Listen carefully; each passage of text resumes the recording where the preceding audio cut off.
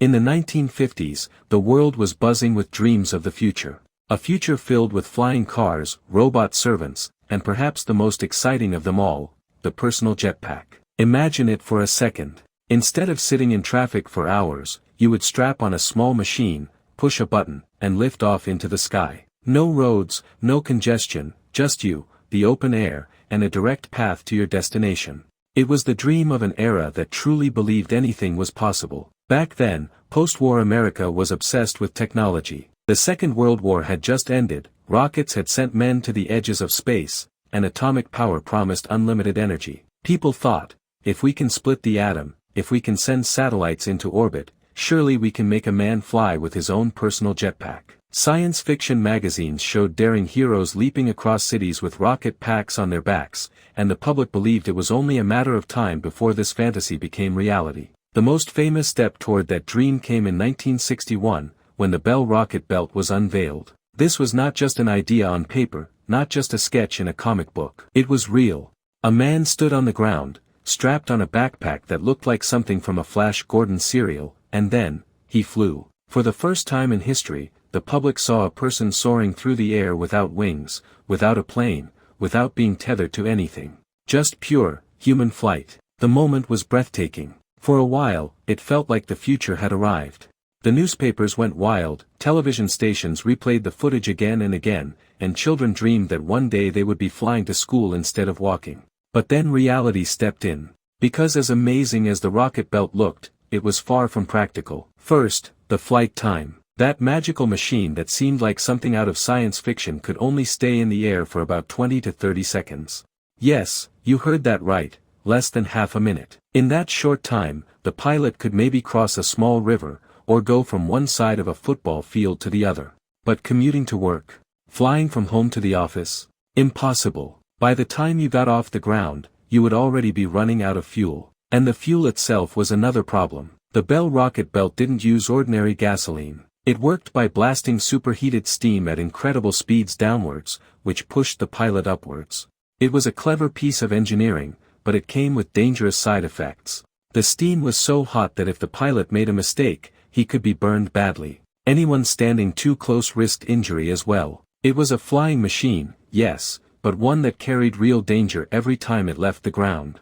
Then there was the control issue. Flying a jetpack wasn't easy. You couldn't just strap it on and take off like riding a bicycle. It required perfect balance, strong reflexes, and intense training. Even small mistakes could send the pilot spinning out of control, crashing into the ground. There were no safety features, no parachutes, no backup systems. And parachutes, of course, wouldn't even make sense, because the jetpack only flew a few meters off the ground. By the time you could open a parachute, you'd already have hit the ground. And let's not forget the noise. If you've ever heard a jet engine up close, you know how loud it can be. Now imagine that strapped to your back. These early jetpacks were so deafening that no one could imagine them being used in cities or neighborhoods. Think about thousands of people blasting off to work every morning, the sound roaring through the air like constant explosions. It would be chaos. So, while the dream looked beautiful, the reality was harsh. The US military did take a look at the rocket belt. After all, soldiers flying over rivers or climbing cliffs without using ropes sounded useful. But once again, the limitations were too severe. Half a minute of flight was not enough to help on the battlefield. The cost of each machine was huge. And the risk of accidents was simply too high. The idea was tested, yes, but never adopted. Still, the vision of the jetpack never completely died. Throughout the decades, inventors and engineers kept trying. New designs appeared. Some used small jet engines, others tried different fuels. Hollywood movies kept the dream alive, showing heroes soaring into the skies with ease, making it seem like the technology was just around the corner. Every few years, a new prototype would appear in the news, making people wonder, maybe this time, it will finally work. And in a way, today, jetpacks do exist. But not as we once imagined.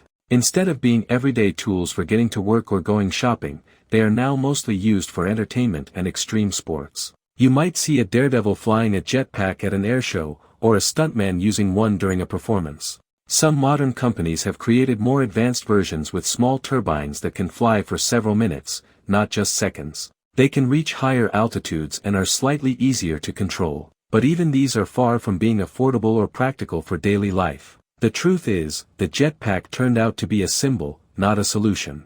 A symbol of human imagination, of our desire to break free from the ground and soar into the skies. It represented the optimism of the 1950s and 1960s, a time when people believed technology could solve everything. But reality reminded us that not all dreams can be achieved so easily. Physics, safety, cost, these are barriers that no amount of optimism can erase.